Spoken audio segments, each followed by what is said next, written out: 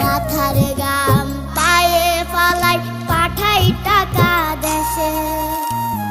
বোনের লাইগা কানের দুল, ভাইয়ের মোবাইল ফোন, কত কিছুর ধরেছে বায়না আত্মীয় স্বজন। কইছে কতদিন আমার মারে দেখি না, খেয়ে মারা চলে মুখ মুছতে পারি না।